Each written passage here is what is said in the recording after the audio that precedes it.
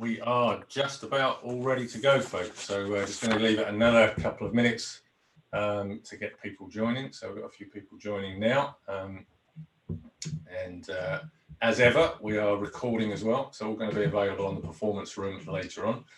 So welcome to those of you just joining High Performance Survival. We are episode 8 now, which means that we're just about all ready to go, folks. So we're just going to leave it another couple of minutes. All good to get people joining. So we've got a few people.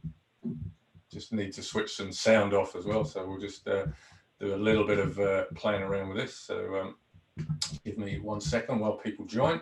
So very much looking forward to the next little while. And chatting with Barry. So I think I can see we've got some more people joining in, which is all good. And just leave it another minute or so before we get going. Excellent. Right. We are just gone 15:15. I know people are pretty prompt at joining. So we are going to get going. Good afternoon, everyone. Holiday Friday in England and the UK. Second one of these I've done on a holiday Friday, so that gives us a kind of a lockdown schedule and timetable. It's sort of getting increasingly, particularly as we're in episode 8 as well of High Performance Survival.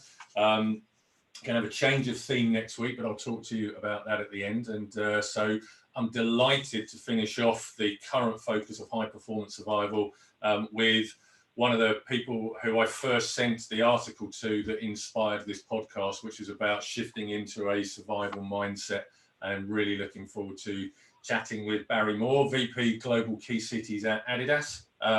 Barry, afternoon, welcome. Thank you for being the final guest on the High Performance Survival phase of the Friday podcast. And how's things with you? How's your Friday? How are you today? Yeah, really good, thank you. It's obviously great to join you on this. And then it's not a bank holiday for Adidas in Germany, so it's still a normal working day for me today. Yeah, okay, and that context is going to be really useful for us today in terms of kind of leading across the time zones and some of the sort of typical challenges that you get when we're not in lockdown, but also I guess some of the learnings from that as well. So really sort of interesting sort of reference point today as well, because I want to start when Barry and I were speaking quite a few weeks ago. One of the first messages that I got from him when we were getting ready to go into lockdown was, well, personally, I've just been in a meeting where we think there might have been someone who had sort of coronavirus, so I'm off into lockdown for a while. So that was the start of your lockdown, Barry, I guess. Was there anything sort of specific for you having to isolate that early and actually sort of having to be on your own, sort of, away from the norm? So it was a pretty quick change, wasn't it, from sort of pretty much business as usual into isolation. Was there anything particular for you in that time that was particularly interesting, challenging? What are your reflections on that? Did that have any impact on you? Yeah, really interesting experience, to be honest with you, from both the professional and personal perspective. I'll probably give you the personal one first, just as sort of a soft intro. This was right at the beginning, and no one had been on lockdown. Lockdown wasn't even a kind of a question. For some reason, we in Europe and we around the world just thought it was a China thing that was going on. So this was the first time that actually there was a sense that this could escalate and spread. So when I got a call to say, hey, look, you've been in a meeting with someone, it's the first employee within the whole of the Adidas company outside of Asia to have symptoms and be tested positive. I had to go and isolate for 14 days. But at that stage, you couldn't really tell anyone because it would cause a bit of panic because we didn't understand it enough. It wasn't common in Europe. It wasn't common in the UK. So the risk was if you go and tell people, then everyone who's seen me over the last 3 or 4 days will suddenly panic. And then from a personal perspective, as I say, that's the first start of that is that, I've got 3 young boys and 13, 11 and 8. So I had to live in the living room and lucky enough to be able to have that space that I can go into. The 2 older ones I could explain to say, look, I just need to be in here and you can't come in and I can't come out. But the little one didn't understand. And we didn't actually want to tell him because we were worried that he would go to school and be paranoid or worried about that he might hear something and suddenly think that either I'd got it or that he was some sort of he was in some sort of danger. So we had to act out a charade that I had a very important business topic, a huge project that required me to be in lockdown and isolation, and it needed no distractions. So I don't know what he thought this project was that required my full attention for 14 days. And then in terms of the learnings on that, I definitely, myself and my wife, in terms of just having a really clear, we had to constantly analyze and think about what we were saying, what we were doing, and how we kind of made the right decision to protect people from either by not telling them something, or on certain occasions actually, divulge and inform people to make sure that we were being transparent when needed. And that was a really interesting kind of measure of, when's knowledge actually more harmful than it is good. Yeah. From a professional perspective, I would say it just really heightened the senses of, you're in one room for 24 hours. You don't want the day to drag. You don't want to become, kind of cabin fevered. So just some really heightened awareness of time planning, kind of compartmentalizing, making sure that all the things that we're doing probably now as people work from home, having a start to the day, end of the working day. And that's really, I work in a global role. So obviously, I've got people in LA, New York, and I've got people in Shanghai and Tokyo. So the working day could be 24 hours a day if I wanted to. So just making sure that I called sort of really clear boundaries and tried to be effective, tried to get some jobs done that had been put off. So did some personal tasks in some downtime that had been put off, and for example, creating some family photo albums. My third son was berating me for the fact that he doesn't appear in many photo albums, because since having him, we've had no time to do it. But apparently that's a sign that he's our least favourite. So managed to correct that, and he features heavily, in lots of photo albums. Yeah, no, cool. That's good. And that the global role that you mentioned as well. So, I'm really interested in that, because obviously that global sort of responsibility as you go into your personal isolation, and there's obviously a lot of stuff going on at slightly different, at staggered points in the rest of the world as well. Was there, were you able to carry on with business as usual, or was it, how were you tackling that kind of global ripple of change that was happening at the time as well? Because that must have been pretty interesting challenge for you. Yeah, massive, and still is. We obviously started off by, as I say, categorizing sort of Shanghai as being the most affected. Then very quickly, obviously, then Tokyo, 50% of the tourists that are in Tokyo are from China. Mm-hmm. So that very quickly became impacted.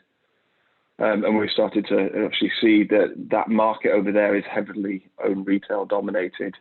So, of course, all the stores were closed very quickly. We then have seen, obviously, it now move through to Europe, into the US, but we're trying to take learnings from the Asia Pacific team, because they're actually coming back out of it now. 100% of the stores are back open. Right. Where they are. The traffic's not back yet, but the store operationally, they're there, reduced hours, et cetera. And we're trying to learn from them in terms of what they've done and what they've learned about that. But obviously, government regulations, government guidelines, working sort of stipulations are different around the world.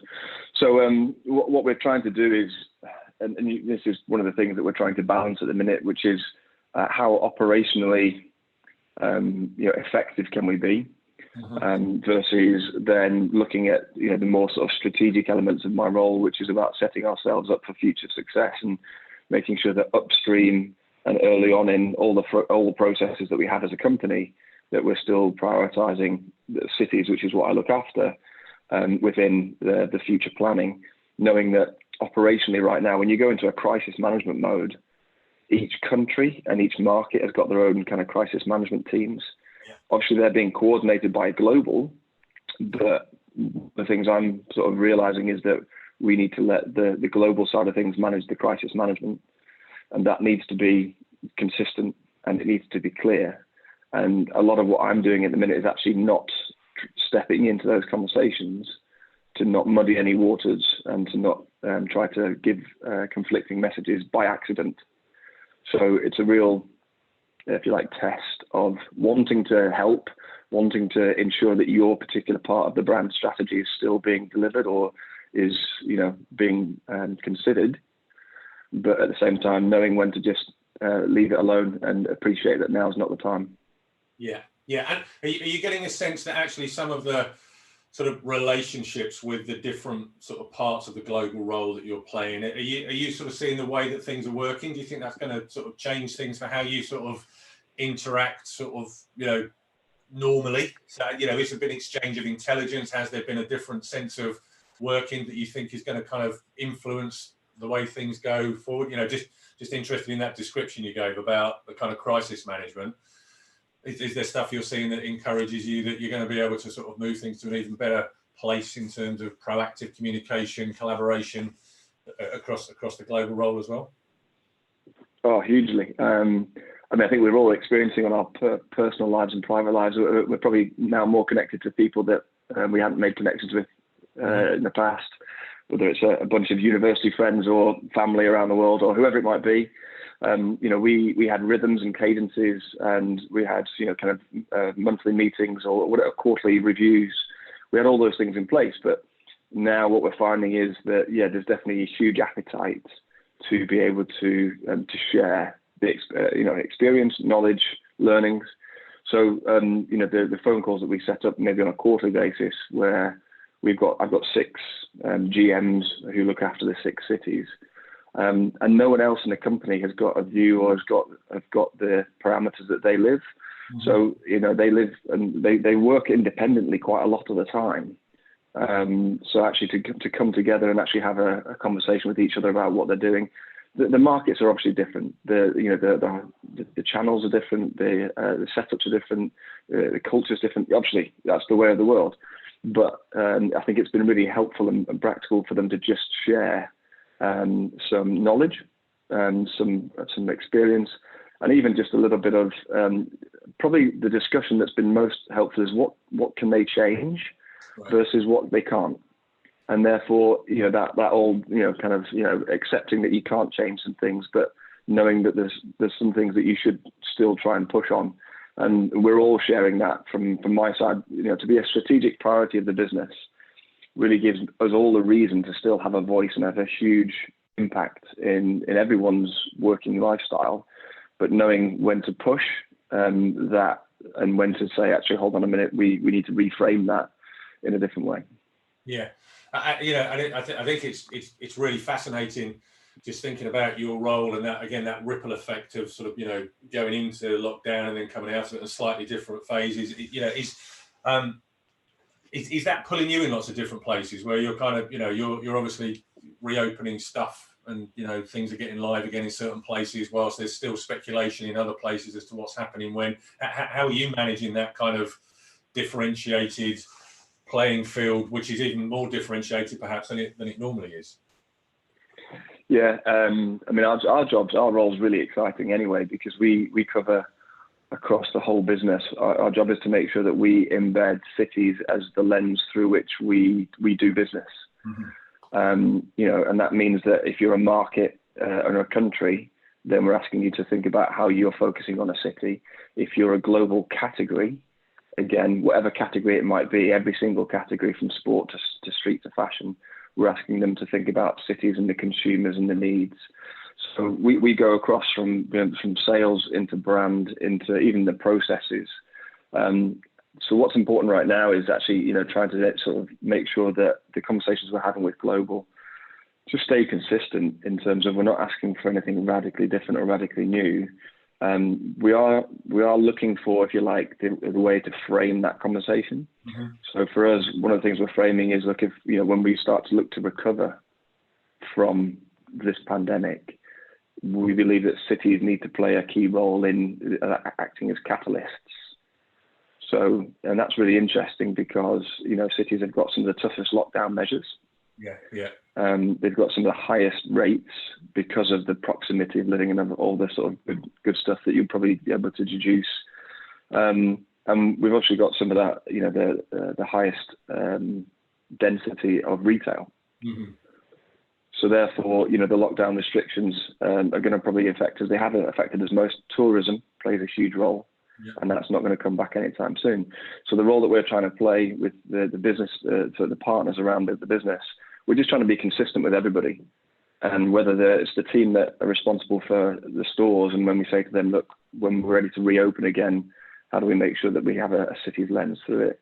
And we're consistent with the marketing team who are saying, look, for example, marketing spend and marketing activities paused for now. Mm-hmm. How do we have the same conversation with them to say, well, when we do get ready to go back in again, what role does cities play in a way that is helpful? Yeah. It's trying to not just bang any old drum. We're trying to kind of make sure that we kind of offer the role of cities first, and then start to then see how can that be applied to what they're trying to then do. If you're trying to reduce our marketing spend, buying media in cities is the most expensive media you can buy. So naturally, there's a little bit of that doesn't really work. So we've just got to make sure that we're sympathetic to everyone's working conditions and the environment, but at the same time be consistent with the role that we're being asked to play as a business. Yeah. I think that's quite interesting. We've had a sort of real kind of deep practice of being sympathetic and compassionate towards self and each other. So it'll be kind of interesting to see how that continues. And I'm interested as well, just thinking about, the concept of leaders, seeking to be sort of, a consistent factor in a pretty dynamic and changing environment. And I'm wondering, from your leadership point of view, has there been any existing philosophy or leadership habits or things that have been particularly useful for you to kind of keep that sense of consistency, for you to be able to lead, feeling confident, in control? Has there been any particular approaches, habits that you've found particularly useful in the last couple of months? We as a team have got some really good habits that work for us. I think habits are only effective if they work for the group. And our habits are very much, we already had what we call it as our whiteboard. And that's obviously just another way of expressing what our priorities are. Mm-hmm.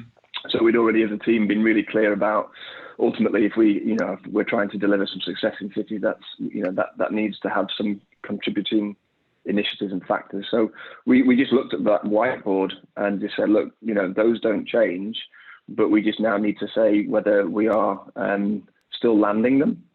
Are we actually pausing or pivoting? And the third part is, what do we still need to just carry on doing to set up for the future, whatever the future may be. So we're talking 2021 and beyond. So the leadership for me it sounds really dull, but it's just practical. Yeah. Just try to be, I think generally I'm practically minded in terms of, just trying to concentrate on what can be done, be really clear about what's important, what's not. Be transparent. That was one of the first things that we did, was create just a one-pager to show all those priorities and all those important factors and categorized as being either land, set up or pivot. Mm-hmm. So that when we went out to all the business holders and partners that we work with, we sort of showed that and said, look, here's the way we see it. And the setup part in particular for future seasons is one that doesn't need to be paused and needs full attention now, especially as we want to make sure that, as we said, cities play a role in that catalyst effect in speeding up recovery. So the leadership styles, I'm really lucky that the team that I have are fantastic and they are highly energetic, highly engaged, mm-hmm. But also very emotionally intelligent in terms of knowing how to approach lots of different people with lots of different pressures on them right now. And for us, just making sure that we stay connected together as a team. That's been really important, but it wasn't something that we needed to pay extra attention to. It was just more about the fact that we make sure that the meetings that we're putting in place are then, if you like, serving that whiteboard. Yeah. So we're not putting meetings that don't need to be in. We're not trying to sort of chase things that don't need to be chased. So leadership-wise, the other side of things, so practical is one, whiteboard priorities, but the other side of things is optimistic. Right. I mean, that's been a huge from my side. I'm lucky that I think that's already my general default setting, which sometimes is good, and sometimes I need some help with people with a bit more of that healthy paranoia side of things to say, what if it doesn't go right? But I think it's really important to be optimistic, and to really set that tone with the team. And it's not a false hope. We're not, we're not kind of glossing over it, and we're not trying to pretend that everything's fine. That's not being optimistic. Optimistic is just about, that we still have important work to do. We still need to make sure that we have our priorities straight, and that means that our personal lives at this stage do come first. But also that from an optimistic perspective, that cities can play a huge role going forward. So I think that optimism is important, and the way that you talk has an air of confidence about it.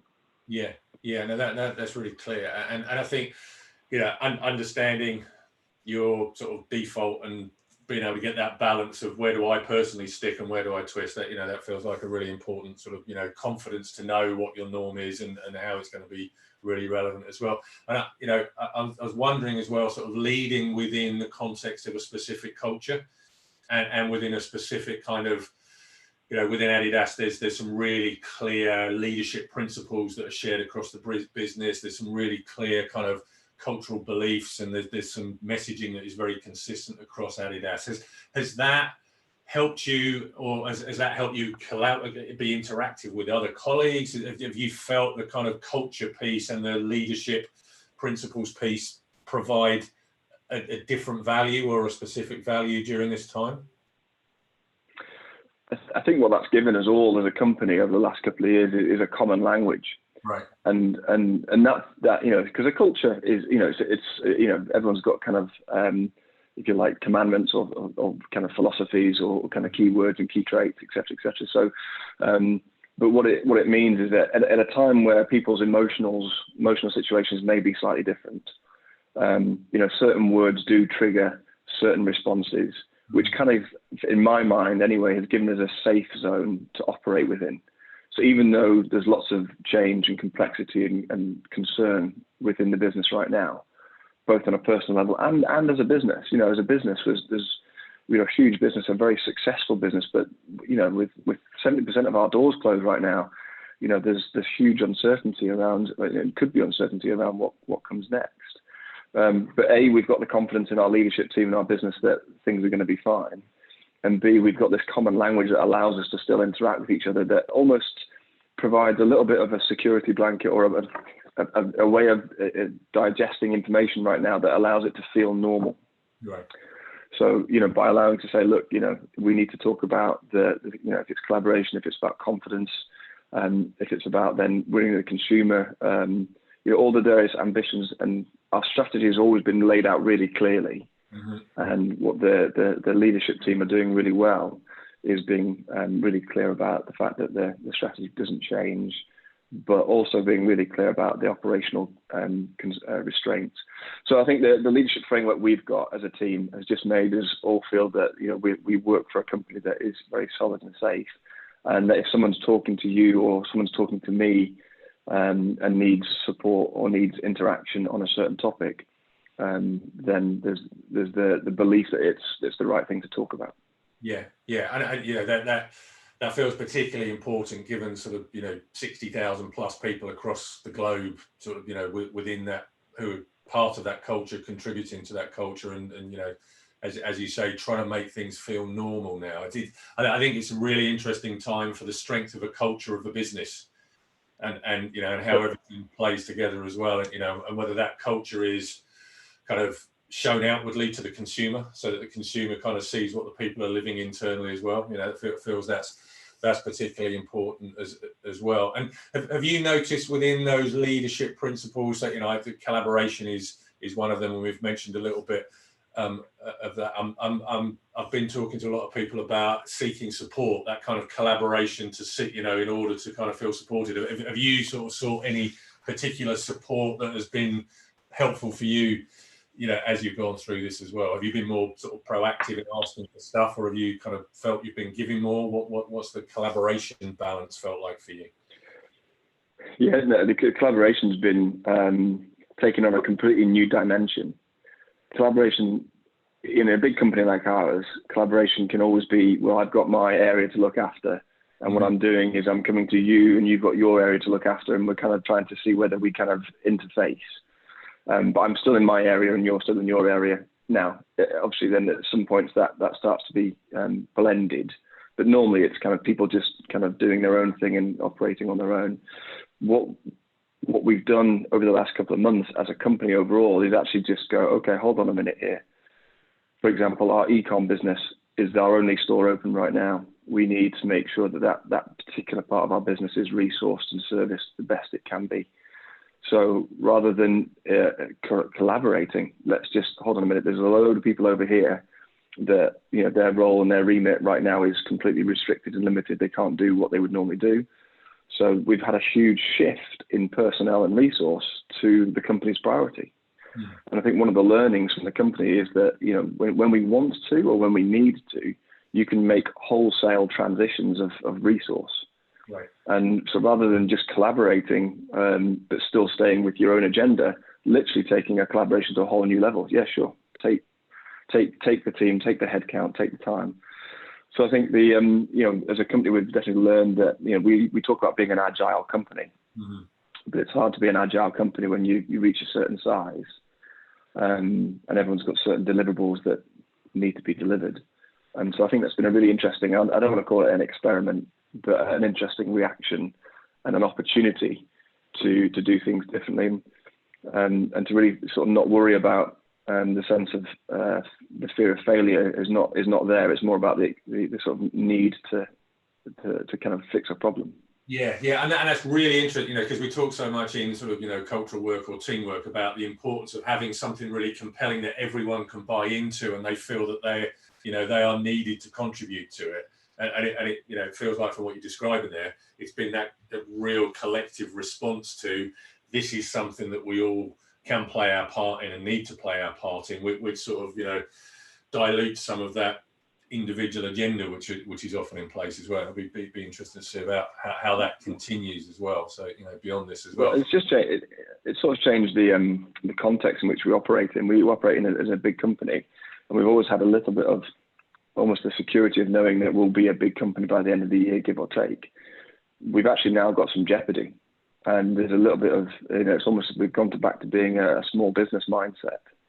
That if we don't react and if we don't make it work and if we don't kind of make some changes and respond effectively, then there's some ramifications that are very real. So I think that's certainly heightened. As I said, we've got a very warm culture. We've got a very collaborative culture. People want to support. We love working for the brand. So I think what it's really done is really heighten that sense of wanting to help protect and serve the brand. And have you seen that sort of collaboration? Has there been any collaborative alliances that have been particularly ignited in the last couple of months that have been a sort of a really pleasant surprise, or has there been any sort of thing that, you know, you're seeing different areas working together, or sort of, you know, different conversations happening? Yeah, definitely. I mean, there's a couple of obvious ones. You know, we've got a retail team that look after our physical stores, and we've got an e-com team that actually looks after everything online. And you know, the old online, offline, you know, kind of how do you kind of make that work together and all that sort of stuff. This is absolutely, you know, enhanced. We've got two relatively new heads of those teams globally, and it's proved to be a great opportunity for them to just really, you know, as I say, start or doing new things or accelerating things that were already planned to be done. We've seen the fact that obviously from a media perspective, and advertising and marketing perspective, we've seen obviously a restriction of what we can do and what we can spend. So we've seen a huge collaboration around the business to make sure that we're effectively using our social media channels. So we've seen all sorts of, in terms of content creation, and normally, you know, we do photo shoots and it's quite a complicated business, but we're seeing new ways of solving those problems, so that our assets and our athletes and our partners are actually creating our content for us. Right. So yeah, you know, the home team campaign, if you want to call it a campaign, in terms of content that's being put together, has been a great example that, as a big company with lots of different products or campaigns or stories to tell, actually having perhaps just one one filter, which is just showing how the brand can support at this time, has really shown how lots of different people can collaborate to make that really effective. Yeah, yeah. I must admit, on my LinkedIn timeline, I have never seen so many single shares of the same video as the "We Will Be Ready" video that was brought out a couple of weeks ago. That just seems to have captured people, and they just kind of have got behind that so much from just across the whole of the organisation. Yeah, well, again, it's sort of interesting timing, but we had actually got a new CMO who rejoined the brand back in January of this year. Mm-hmm. So had been with the brand but rejoined. So again, someone coming into our business, and obviously, as a new CMO, I'm sure had an agenda, had a plan. Mm. That plan got thrown out the window after about 3 weeks of being in the company, and we're obviously reacting at that point. So it's interesting to see, but again, great that he's really leading the way with a great attitude and lots of internal communication. So we have an internal platform called Yammer, and there's some really clear communication from him directly in terms of what's important to him and what he needs us to do. And the campaign actually got launched by our internal employees being given a 24-hour, if you like, window where we could share it first before any media got put behind it or any assets shared it. So a nice way of saying to the employees, that they are the voice and the face of our brand. Yeah, and yeah, you could tell that people were really proud to share it as well, and but as well as the kind of, I guess, the very personal connection between sport and the brand for the people who work for Adidas as well. You could really sort of see that there's a real hankering for the sport to be something that we can do again and we can get involved in. And obviously, I love the "We Will Be Ready" thing because it kind of fits in with performance readiness. Yeah, well, I mean, we're kind of lucky and not lucky that as a company who operate in sport, we're mostly sports people. Mm-hmm. I'm going to put in brackets failed sports people. There are some that were successful and then came to the company after they'd been successful in their sport, but most of us try to be athletes in our own right. So we're lucky in terms of the business parallels with sport. Normally, you can draw those very easily. And we draw those just as a default. We don't know any other way to talk about business other than sport. So we talk about the company as the locker room. We're all competitive, but we also appreciate team dynamics. We do understand measures and KPIs because sport's about keeping score and winning and losing. Yeah. So it's an interesting dynamic within our company that I don't think we necessarily know anything different. We don't know how to not operate in that way and to not keep each other motivated and accountable in a sporting way. Yeah, and you mentioned the kind of KPIs and the scoreboard. I'm just really interested. How's it been for you in kind of an obvious retail role globally where the scoreboard isn't really working anymore? How's that been for you, and do you think that's going to change anything going forward? It's strange. I'm trying to think of the right metaphor. I'm sure other people watching or listening will think of a better one. But imagine watching Man U versus Liverpool, and all of a sudden the scoreboard just stops, and people say there's no score. You'd be watching a game, kind of going, well, yeah, what does that mean? It's been really interesting. We are obviously, we are driven to achieve. We're driven to, as business people and marketing people, we're driven to identify what does success look like. Mm-hmm. And that's probably been the best, if you like, the best reframing of this position of, we had certain goals, we had certain targets, and we had certain measures. We probably had too many, if I'm really honest. We had far too many, but that's just the way of doing business. Yeah. Now we have fewer because obviously it's a different game, but it's a bit disorientating. It does leave you with a little bit of a sense of, okay, I understand that my score's not the most important score anymore, or my part in that score, but at the same time, we still have a role to play. So keeping score is important, but just knowing what part you play in it is the most important thing. Yeah, it makes me wonder. Are you going to be having different conversations that is focused on how are we performing with much more confidence because you've been able to tune into, how well are we doing the right stuff every day that we think is the right stuff, that we believe is going to give us the best opportunity to start turning the scoreboard in the right direction when we get going again. Makes me think, is that going to be different globally because of different culture stuff? Do you feel that there's an opportunity to have different conversations now? Yeah, I mean, just to give people maybe just a bit of quick context, that when I talk about my particular scoreboard, probably good just to sort of articulate that from a city's perspective, our scoreboard relates basically to the business performing better in cities than overall. So the business believes that the cities obviously are the kind of hotbeds for consumers and, you know, the proving ground of kind of the marketplace. So we've kind of set ourselves the ambition of growing our business faster in these cities. So when I say my scoreboard, sorry, you know, not as pertinent right now, it's because obviously growing faster in cities becomes less important and just more about protecting general business health.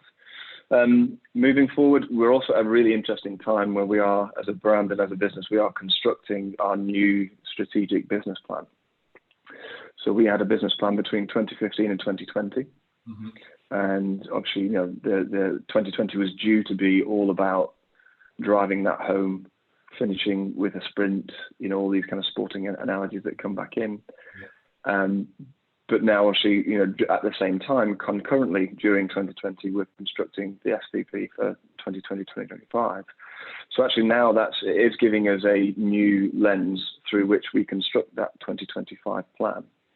And I think it definitely gives me more sense of how to interact around cities with all the other parts of the business who are also being asked to contribute to that plan, and about how I can maybe, how I need to find the right measure. I think that's really important. You know, interaction with lots of you to deliver a strategy, you need everyone else to know that your part of that strategy is important. You can tell them that, and they say, and they nod. You can show them a video, and they might smile. But at some point, when they walk out that room, there needs to be the main interaction with you and that person is going to be around the measurables. Ultimately, what are they being asked to deliver? What's their reputation based on? Their personal reputation is based on, have they delivered what they were asked to deliver? So how do I and how do we as cities connect with what they've been asked to deliver? And if it doesn't connect, then, you know, then we're not going to be in a position where the strategy ultimately has been hung together. So that is really, that's the key challenge is to identify that kind of right measure. And it might not be the overall top measure, the top KPI. It might be a more kind of more of a performance measure that is more specific to that particular function. But we know if they hit that ultimately that will then set up the overall KPI. Yeah, I can definitely hear a former goalkeeper talking as well, though, sort of knowing that, you know, you can make some great saves, you can sort of have a great performance, but actually, you know, there's goals conceded is always going to be an important part of the influence on the psyche for the match as well. So. And never the goalkeeper's fault, by the way. It was always someone else's. Yeah, absolutely. So last one, Barry. I've been asking everyone just to sort of reflect a little bit on, you know, personal energy. You've obviously got the kind of different ways of interacting now. We've kind of been in lockdown in the UK for nearly 8 weeks, and I'm just interested in terms of what have you noticed about your energy, leadership energy around you? Has there been any particular observations or learnings or things you've done to help the energy? Yeah, I think, I mean, having good habits is definitely something. One of my team members is a very diligent person at reading lots of good books, and so he's very good at giving me some sound bites. But at the same time, the one thing that we connected on recently was about the sort of forming of good habits. And so from my perspective, energy comes from sport and fitness and health. So I try to do some back garden garage exercise every morning. I talked a little bit about spending half an hour, 45 minutes. I've got 3 boys, so playing a bit of football in the back garden, you know, whenever the day finishes. So I think it's important to make sure that you've got some things that make you feel that you are, I would say just happy. The other side of things in terms of energy is I think you have to have a belief that you're driving towards something. I don't know what that is. It can be a day by day, a week by week, a month by month. But I think ultimately, if you're not driving, if you're just daily survival mode, if you're just in weekly survival mode, or if you're in complete inertia as to, where are we, what are we doing, when's this going to end, all that sort of stuff. And again, my just back to this optimistic point of view and practical point of view, I don't know when it's going to end. I don't know what's going on. I don't know who's making those decisions. I just know that X, Y, and Z, I can control this. I can't control that. I can control this. I've got an optimism that, things are going to change, but at some point I'm going to be able to then either make the most of those changes, or it's going to allow us to go back to whatever normal is. So the energy comes from me. It's this word of belief, the belief that, we're going towards something. Mm-hmm. If you've got specific, right now, I can't, this is so interesting to see how so many people are driven by so many challenges now that are new. Some people are trying to drive certain strategic initiatives. Some people are trying to drive a hell of a lot of business critical, like if I don't get this done, the business goes under. Yeah. Other people have got a challenge of marketing's been frozen. You guys are, you've been furloughed or whatever it might be right now. And you're asking yourself the question of, well, what do I do? Where do I fit in to what goes next? So for me, somewhere in your mind is having that energy towards driving towards something in the future. Yeah, and it makes me come back to the video, and we will be ready.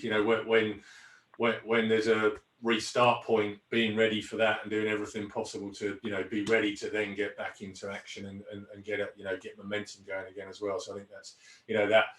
Whether that's a daily sense of having something to look forward to, or a sort of, something a little bit further on the horizon as well, or sort of a notional start line that is going to happen. We just don't know when. I think that's really helpful to keep thinking about that. What am I working towards? What difference am I making as well? Are you still getting energy from the rest of the team? Is that kind of helping as well?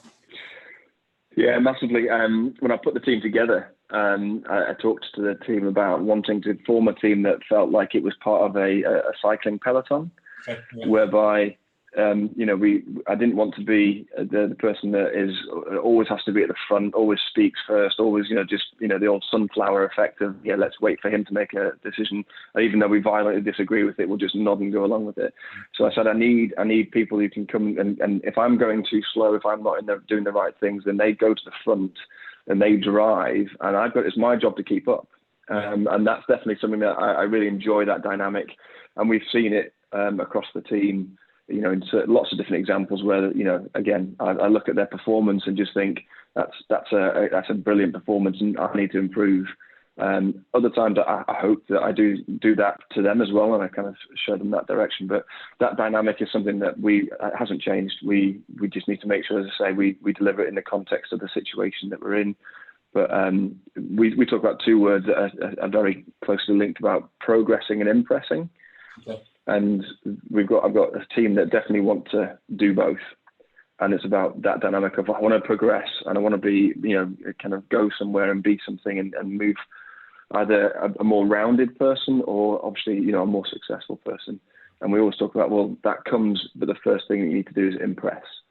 And you need to make sure that what you're doing right now is impressing the right people and impressing them in the right way.